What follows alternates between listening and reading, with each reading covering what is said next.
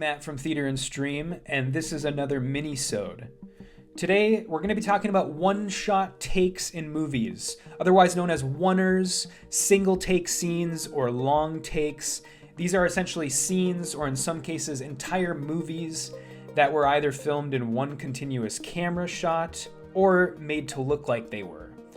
There have been many examples of these over the years, from Alfred Hitchcock's Rope, Goodfellas, Hard Boiled, Boogie Nights, Atonement, and pretty much every Alfonso Cuarón movie that he's ever directed.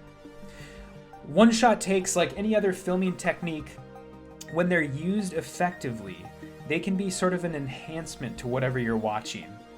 They have a tendency to trap the viewer in whatever situation that a movie or a show's characters are going through. There's no escape. There's no relief from the tension. You're trapped in whatever scene is going on. I think about the famous one-take scene from the first season of True Detective. I believe it's episode 4 of that show. You have Matthew McConaughey's Rust Cole, and he's trapped in the middle of a housing project during a robbery gone wrong. He's forced to blow his cover. He's in the middle of a shootout between two different gangs and the police.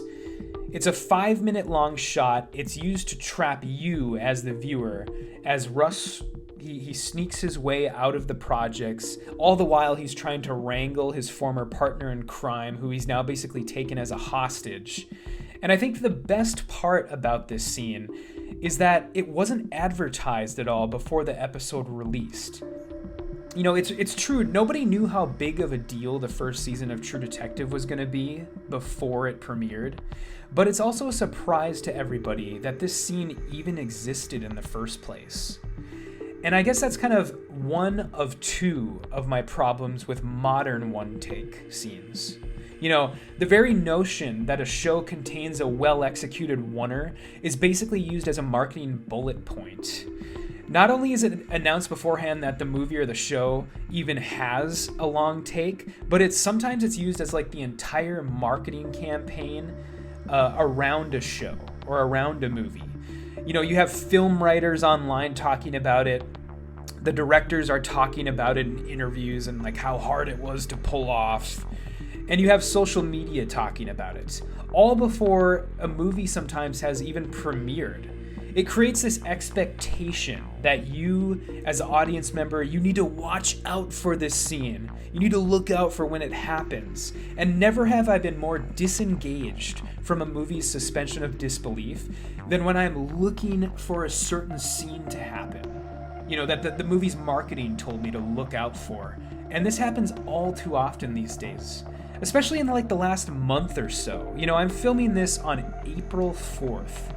And I feel like there's something in the water because we have been inundated with shows containing one-take scenes. I'm talking specifically about Daredevil Born Again, Severance Season 2, the Netflix show Adolescence, and the Apple TV Plus show The Studio. And that brings me to my second problem with these modern one-take shots, the sort of failure to even justify their existence. Often the reasoning for including these one-take scenes, it really doesn't come down to anything more than it'll look cool. It'll be cool. It'll be something for the audience to think looks cool. Take Daredevil Born Again. The one-take fight scene in question in this show, it only really seems to exist for the fact that the previous Netflix seasons of the show also had them, and because it looks cool. There's really no other reason than that. And then take Seth Rogen's The Studio. Episode 2 of that show, it's literally titled The Oner. And it's all about this movie production's efforts to film a one-take scene. And so that they basically decided to make the actual episode a one-take scene. The entire episode. Is there any greater reason for this to exist? Not really. Is there a greater artistic cause behind the decision? Is this going to lend some sort of nuance to the show? Not really, no. Perhaps it was done so that YouTube user Giblet1618 could leave this gem of a comment on the show's behind-the-scenes vlog. I suppose that this is the perfect justification for a Seth Rogen show. I was baked and this looked cool. But, let's give the other example, Adolescence, a shot here. This mega popular show, it's already the 9th most watched Netflix show of all time. And this is a show about a teen boy who's accused of murdering one of his junior high classmates. And then in each one of the show's 4 episodes, each one is 1 take long. The entire episode is 1 take. And it kind of makes sense to me in this case. The earlier reason why I gave for why these 1 take scenes are so effective is that it traps the audience in with the show's characters. In this show's case, you are experiencing the monotonous police procedure, and it's clashing up against what is probably going to be the worst day of this family's life, as their son is basically investigated for murder.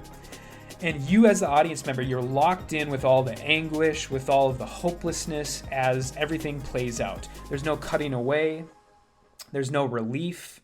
And so I think this show kind of makes the best case out of all these shows that I've talked about for the formats. And certainly the show would have not worked as well without it.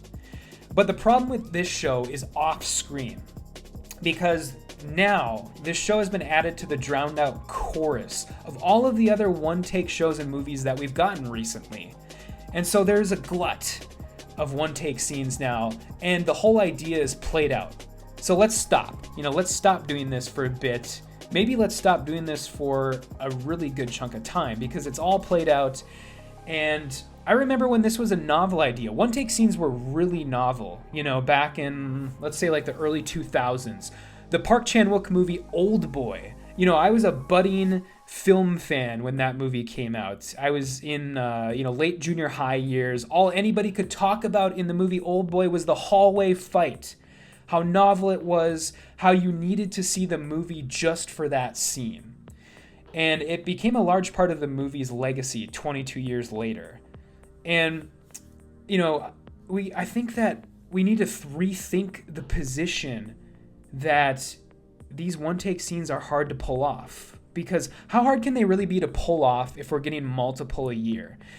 For me, it really only seems to come down to logistics and getting a bunch of people together that are competent and patience. I mean, that's really it. And as far as those things are concerned, it's not really a talent. They say that it takes, 10,000 hours to learn a new skill. And for me, this doesn't really seem to be a learned skill. This seems to really come down to just logistics. Can you get a group of competent people together, and do you have the patience to film the same scene over and over and over until you eventually get it right? Despite how competent anybody actually is. You just need to wait until you get it right. And so I'm wondering have we as movie fans, have we been caught up in the hype as far as, these scenes being so hard to film and the marketing around them? Have we gotten caught up in an active way in all of that hype? And I'm not claiming to have that answer, but it's just something to think about as I kind of send you packing here. Because I don't know, I don't think that these Oners are that hard to really pull off as movie marketing would want us to believe. And so, yeah, it's just something to think about. Join Chuck and I next week as we review the movie Warfare. This is the movie that was co-directed by Alex Garland and Ray Mendoza, the military advisor that worked on Garland's previous film, Civil War. So, if it's not good, it should at least be interesting, I guess. But that's going to be it for me today. Thanks for watching. Be sure to like and subscribe if you haven't. It really helps us out. We are a small channel. We do all this on our own time. We aren't paid for this. We don't get free shit like a lot of people do. And so please do like and subscribe if you like what you're seeing. We'll see you next week.